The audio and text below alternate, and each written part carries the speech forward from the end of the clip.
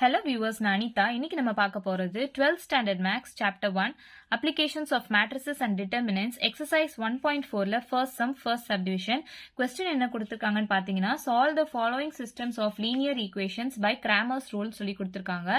Cramer's rule அப்படின்னா என்னன்னு பாத்தீங்கன்னா x is equal to delta x by delta y is equal to delta y by delta. இதான் Cramer's rule. இங்க delta என்றது determinantோட value தான் நம்ம சொல்லுவோம். ஸோ இப்போ இந்த லீனியர் ஈக்குவேஷன் ரெண்டுத்தையும் மேட்ரிக்ஸ் ஃபார்ம்ல நம்ம கன்வெர்ட் பண்ணி எழுதிக்கலாம். கோஎஃபிஷியன்ட் ஆஃப் எக்ஸ் வந்து 5 ஆச்சா, கோஎஃபிஷியன்ட் ஆஃப் ஒய் வந்து -2, இங்க கோஎஃபிஷியன்ட் ஆஃப் எக்ஸ் வந்து 1, கோஎஃபிஷியன்ட் ஆஃப் ஒய் வந்து 3. ஸோ டெல்டான்றது வந்து இந்த வேல்யூக்கு நம்ம டிட்டர்மினன்ட் எடுக்கணும். ஸோ டிட்டர்மினன்ட் எடுத்துட்டா லீடிங் டயகனல் இருந்தா ஸ்டார்ட் பண்ணுவீங்க லெஃப்ட் சைட்ல இருந்து. ஸோ 5 into 3 15 minus 2 into 1 வந்து -2. ஸோ 15 plus 2 இங்க 17.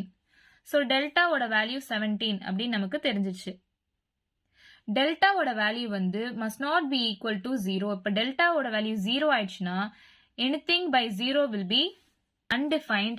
ஸோ நமக்கு எக்ஸோட வேல்யூவும் கிடைக்காது, ஒய்யோட வேல்யூவும் கிடைக்காது. ஸோ டெல்டாவோட வேல்யூ வந்து should not be equal to 0 அப்படின்றத நம்ம கண்டுபிடிச்சு வச்சுக்கணும். நெக்ஸ்ட் இப்போ டெல்டா வேல்யூ தெரிஞ்சிருச்சு. இப்போ டெல்டா எக்ஸ் கண்டுபிடிக்கணும். டெல்டா எக்ஸ் கண்டுபிடிக்கணும் அப்படின்னா எக்ஸ் டேர்ம் இருக்கிற இடத்துல இந்த கான்ஸ்டன்ஸை ரீப்ளேஸ் பண்ணுவீங்க. ஸோ இந்த கான்ஸ்டன்ட்டை ரீப்ளேஸ் பண்ணீங்க அப்படின்னா 16 வந்து இந்த பக்கம் வந்துச்சுன்னா -16 ஆச்சா, அதே மாதிரி இந்த -7 இந்த பக்கம் வந்துச்சுன்னா +7 வருமா. ஸோ அப்போ கான்ஸ்டன்ஸ் வந்து -16 7 அதுதான். ஸோ எக்ஸுக்கு பதிலாக நம்ம -16 7 அப்படின்னு எழுதணும். ஃபர்ஸ்ட் காலம்ல -16 7 எழுதிக்கலாம். ஒய் வந்து அப்படியே தான் நம்ம எழுதுவோம், -2 3 இப்படியே தான் எழுதுவோம். ஸோ இதுக்கு வந்து determinant கண்டுபிடிச்சிங்கன்னா -16 into 3 -48 -2 into 7 -14. So -48 plus 14 is equal to -34. So delta x ஓட வேல்யூ நமக்கு தெரிஞ்சிச்சு. So x ஓட வேல்யூ நம்ம கண்டுபிடிச்சிடலாம். இப்போ delta y ஓட வேல்யூ கண்டுபிடிக்கணும்.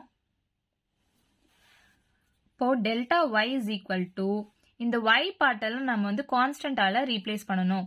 ஸோ இந்த -16 7 என்றது வந்து y பார்ட்ல எழுதணும். -16 7. எக்ஸோட வேல்யூ அப்படியே தான் இருக்கும் 5 1.